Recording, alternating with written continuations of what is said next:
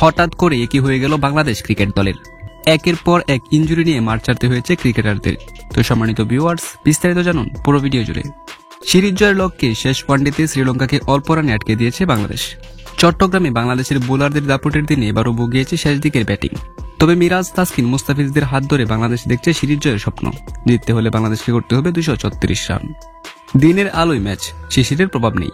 লঙ্কান অধিনায়ক কুশল মেন্ডিস টস জিতে তাই 7-5 না ভেবেই নিলেন ব্যাটিং। তবে বাংলাদেশ দলে একাদশে ফিরেছেন এনামুল হক বিজয়, মুস্তাফিজুর রহমান ও রিশাদ হোসেন। ইনিংসের দ্বিতীয় ওভারে ভয়ঙ্কর পাতুম নিশাখাকে ফিরিয়ে প্রথম উদযাপনের উপলক্ষ এনে দেন তাসকিন আহমেদ। চতুর্থ ওভারে ফেরান অভিষেকা ফার্নান্দোকে। দুই ওপেনার সিঙ্গেল ডিজিটে ফেরার পর দলের হাল ধরার চেষ্টা করেন অধিনায়ক কুশল মেন্ডিস ও সাদিরা সাময়িক রামা।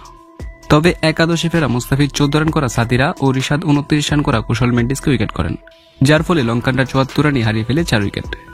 তবে শেষ দিকে জিনিত লিয়ানাগির 101 রানের মোকাবেলায় তার ব্যাটে বর করে নির্ধারিত 50 ওভারে সবগুলো উইকেট হারিয়ে 235 রান জড়ো করে সফরকারীরা। তবে এদিন বাংলাদেশের জন্য রয়েছে খুবই ব্যাড লাক।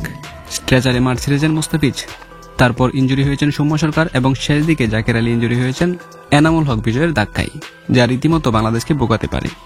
তো সম্মানিত ভিউয়ার্স, এই ছিল আমাদের হাতে থাকা সর্বশেষ স্পোর্টস আপডেট।